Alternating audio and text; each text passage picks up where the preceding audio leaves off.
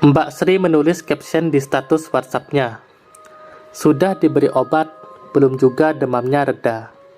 Dengan foto Yuna anaknya terpampang di status itu. Yuna, kenapa mbak? Aku membalas statusnya lewat chat. Sejak sore tadi demam, Neng. Sudah dibawa ke bidan dan diberi obat, tapi tetap demam. Jawab Mbak Sri dengan emot sedih. Semoga cepat sembuh mbak, balasku. Terima kasih Neng Naya, kata Mbak Sri. Si Yuna anak Mbak Sri biasa memanggilku Naya, Natalia maksudnya. Dan Mbak Sri ikut-ikutan memanggilku Naya. Keesokan paginya, jam masih menunjukkan pukul 8. Saat itu, aku baru saja selesai sarapan. Ketika sayup-sayup kudengar suara Yuna menangis yang tak henti-hentinya, terdengar bukan tangisan biasa, namun lebih ke menangis histeris, teriak-teriak sambil meracau. Bergantian terdengar juga suara Mbak Sri beserta beberapa tetangga dekat yang ikut berusaha menenangkan Yuna yang sedang histeris itu. Suara ibu dan anak itu memecahkan kesunyian pagi itu. Rupanya keributan yang terjadi di pagi itu menarik simpati dari para tetangga untuk ikut menolong. Namun sudah hampir setengah jam ditenangkan, anak itu tak kunjung tenang juga, malah semakin menjadi. Akhirnya aku keluar rumah dan melihat dari jauh apa yang terjadi dengan Yuna. Kulihat Yuna memukul dan menendang ibunya terus-menerus, memberontak sambil berteriak hendak berlari ke arah jalan raya. Mbak Sri sudah kewalahan dan mulai menangis. Kumohon nak, tenanglah, jangan begini. Tolong, tenanglah nak, kata Mbak Sri sambil menangis. Si Yuna malah melotot dan berteriak ke arah ibunya, lalu memukuli badan ibunya itu bertubi-tubi.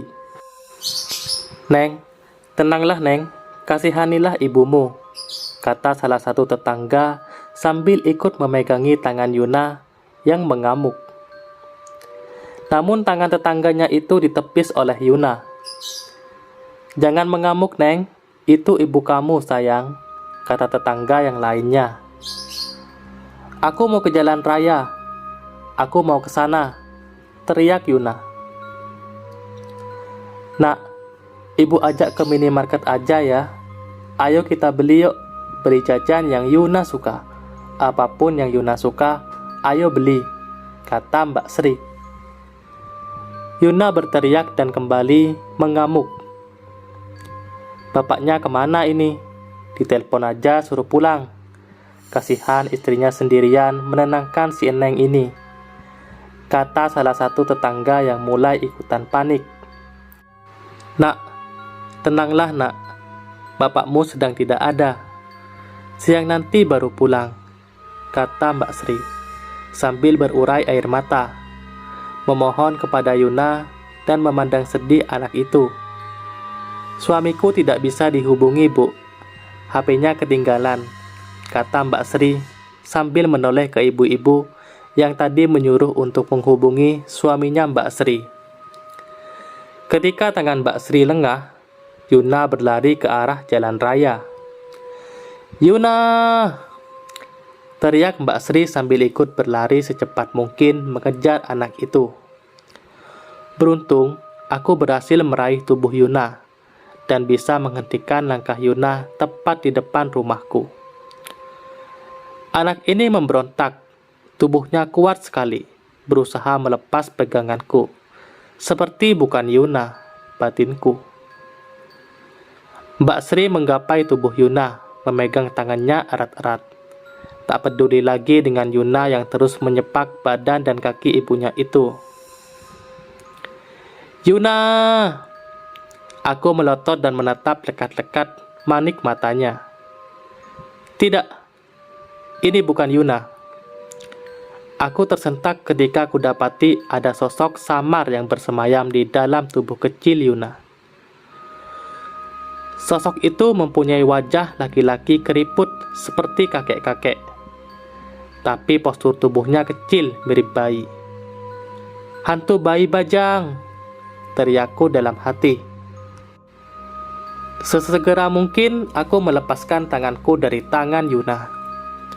Aku masih berkesiap memandangi Yuna.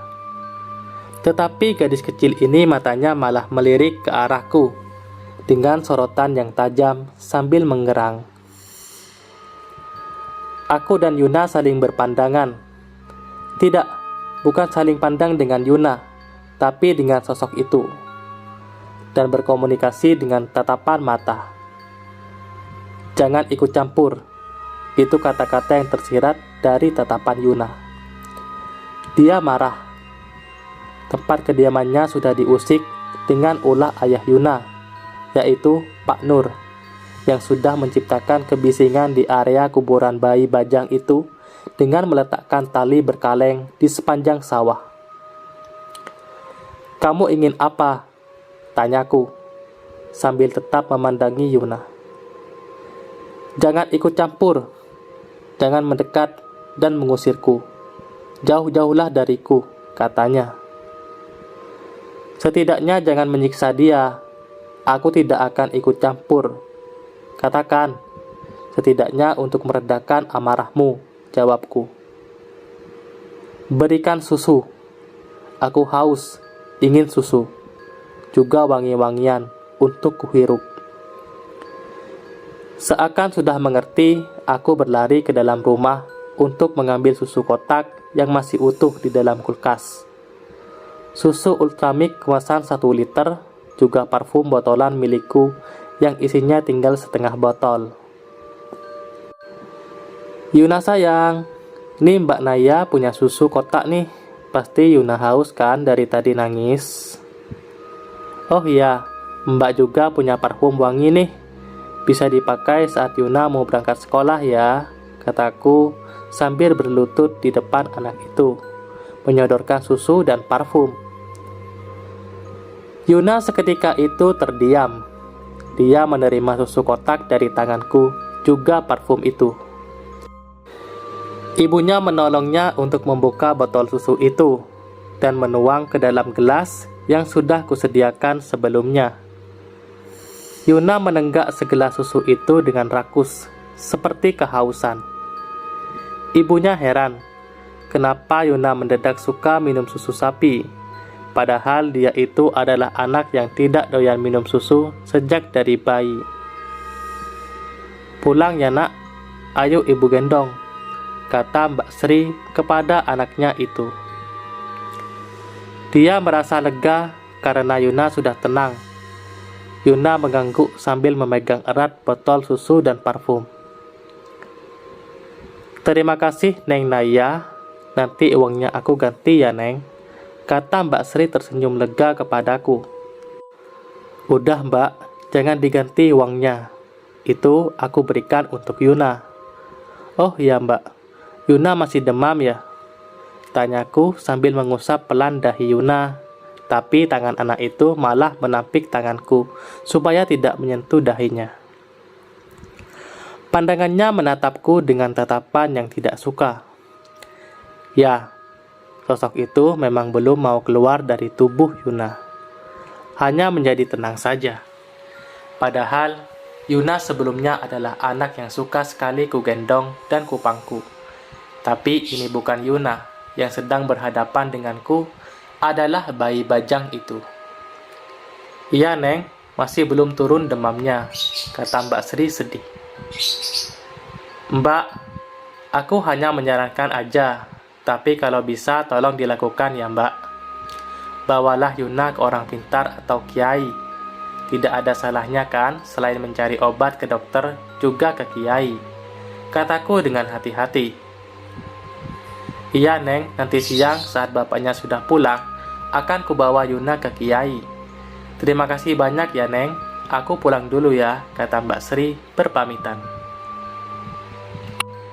Keesokan harinya, Yuna sudah bermain dengan tenang di rumahnya. Demamnya sudah hilang sama sekali. Rupanya Yuna sudah dibawa ke seorang dukun bayi di kampung sebelah.